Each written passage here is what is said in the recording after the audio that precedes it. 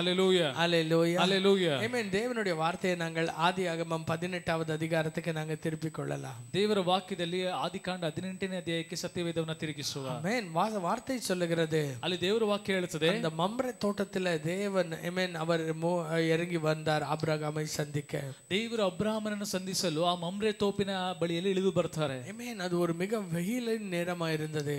ಅದು ತುಂಬಾ ಒಂದು ಬಿಸಿಲಿನ ಒಂದು ಸಮಯ. ஆனா கர்த்தருடைய வார்த்தை சொல்லுகிறது, ಆದ್ರೆ ದೇವರ ವಾಕ್ಯ ಹೇಳುತ್ತದೆ, Amen, ஆபிரகாம் வந்து வாசலில் அவனுடைய Amen கூடாரத்தின் வாசலில் அமர்ந்திருந்தார். ಅಬ್ರಹಾಮನು ಆತನ ಮನೆಯ ಹೊಸ್ತಿಲಿನ ಬಳಿಯಲ್ಲಿ ನಿಂತಿರ್ತಾನೆ. தூரத்தில் அவன் பார்க்கிறான், அந்த மரத்தின் கீழே மூவர்கள் நிற்கிறார்கள். ದೂರದಲ್ಲಿ ನೋಡಬೇಕಾದ್ರೆ ಒಂದು ಮರದ ಕೆಳಗೆ 3 ವ್ಯಕ್ತಿಗಳು ನಿಂತಿರ್ತಾರೆ. அவன் 3 பேர் நிற்கிறதை கண்டானோ. ಯಾವಾಗ 3 ವ್ಯಕ್ತಿಗಳನ್ನು ಅವನು ನೋಡ್ತಾನೋ. Amen. நீங்க 17வது அதிகாரத்தை நீங்கள் 1வது வசனத்தை பார்த்தீர்கள் என்றால், ಅಲ್ಲಿ 17ನೇ ಅಧ್ಯಾಯದ 1ನೇ ವಾಕ್ಯವನ್ನು ನೋಡೋದಾದ್ರೆ ஆபிரகாமுடைய வயது என்ன ஆயிருந்தது என்றது அங்கே எழுதப்பட்டிருக்கிறது. ಅಬ್ರಹಾಮನ ವಯಸ್ಸು ಎಷ್ಟಾಗಿತ್ತು ಎಂಬುದಾಗಿ ಅಲ್ಲಿ ಬರೆಯಲ್ಪಟ್ಟಿದೆ. ஹalleluya. ಹಲ್ಲೆಲೂಯಾ. ஆபிரகாம் எவ்வளவு வயதவனாயிருந்தான்? 19 இயர்ஸ் வயதவனாயிருந்தானா?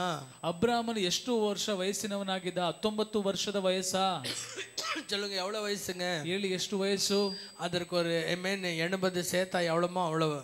ಅದಕ್ಕೆ ಒಂದು 80ನ್ನ ಸೇರಿಸಿದ್ರೆ ಎಷ್ಟು? ஹalleluya. ಹಲ್ಲೆಲೂಯಾ. 99 வயதவனாயிருந்தான். 99 ವರ್ಷದವನಾಗಿದ್ದ. 99 வயதுள்ளவனாயிருந்த ஆபிரகாம் Amen அந்த இடத்துல தேவன் இறங்கி வந்திருக்கிறதை பார்த்து அவன் அந்த கூடாரத்தின் வாசலிலிருந்து ஓடி போகிறான். ಆ 99 ವರ್ಷದ ಆ ಒಬ್ಬ ಅಬ್ರಹಾಮನು ಆ ದೇವರಲ್ಲಿ ನಿಂತಿರುವುದನ್ನು ನೋಡಿ ಆತನ ಮನೆಯನ್ನು ಬಿಟ್ಟು ಓಡಿ ಹೋಗ್ತಾನೆ. அவனுக்குள்ள இருந்த ஆர்வத்தை பாருங்க. ಅವನೊಳಗಡೆ ಇರುವಂತಹ ದಾಹವನ್ನು ನೋಡಿ. ஆபிரகாம் வயதா இருந்தாலும் கூட, ಅಬ್ರಹಾಮನಿಗೆ ವಯಸ್ಸಾಗಿದ್ರು ಕೂಡ, ஆண்டவர் என்றால் அவனுக்குள்ள இருந்த அந்த ஆசையை பாருங்க. ದೇವರು ಅಂದ್ರೆ ಅವನಲ್ಲಿ ಇರುವಂತಹ ಆಸೆಯನ್ನು ನೋಡಿ. அவன் மேல இருக்கு, தேவன் மேல அவனுக்கு வச்சிருக்கிற ஆசை எவ்வளவா இருந்தது என்றால், ದೇವರ ಮೇಲೆ ಅವನು ಇಟ್ಟಿರುವಂತಹ ಆಸೆ ಎಷ್ಟು ದೊಡ್ಡದಂದ್ರೆ, இன்னும் கொஞ்சம் வருஷத்துல ஆபிரகாம் மரித்து போய் வயசாயிடுச்சு, மரித்து போய் பரலோகத்துல தானே வரப்போறான்னு இல்லாம பரலோகத்தின் தேவனே அவனை பார்க்க இறங்கி வராரு. ಇನ್ನು ಸ್ವಲ್ಪ ವರ್ಷದಲ್ಲಿ ಅಬ್ರಹಾಮನಿಗೆ ವಯಸ್ಸಾಗಿದೆ, ಅವನೇ ಪರಲೋಕಕ್ಕೆ ಬರ್ತಾನಲ್ಲ ಅಂತ ದೇವರು ನೋಡದೆ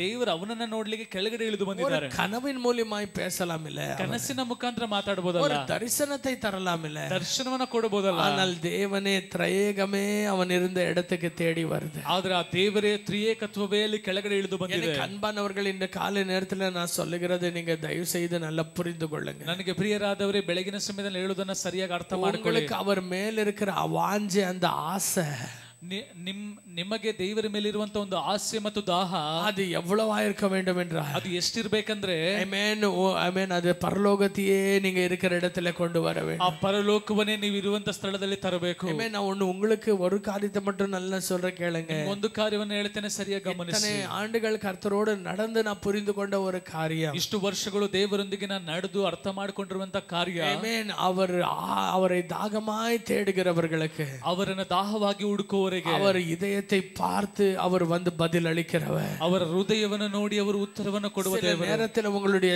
ஜெபமே தேவைப்படுவதில்லை. ಕೆಲವೊಂದು ಸಮಯಗಳಲ್ಲಿ ನಿಮ್ಮ ಪ್ರಾರ್ಥನೆ ಅವಶ್ಯಕತೆ ಇಲ್ಲ. சில நேரங்களில் நீங்க அவரை அதிகமாய் நேசிக்கிறவர்களாய் இருக்கும்போது, ಕೆಲವು ಸಮಯಗಳಲ್ಲಿ ನೀವು ಅವರನ್ನು ಅಧಿಕವಾಗಿ ಪ್ರೀತಿ ಮಾಡುವವರಾಗಿರುವಾಗ, விடுகிற பெருமூச்சுக்கும் கூட அவர் பதில் அளிக்கவர்.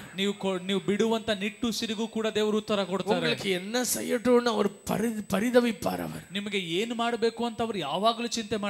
ஹalleluya. ஹalleluya. உங்களுக்கு யாராவது ரொம்ப கஷ்டத்தின் நேரத்துல உதவி செஞ்சிட்டாங்கன்னா, ನಿಮಗೆ ಯಾರಾದರೂ ಒಬ್ಬರು ತುಂಬಾ ಕಷ್ಟದ ಸಮಯದಲ್ಲಿ ಸಹಾಯ ಮಾಡಿಬಿಟ್ರೆ, அவங்களுக்கு எப்ப திருப்பி செய்வீங்கன்னு நீங்க காத்திருப்பீங்க இல்லையா?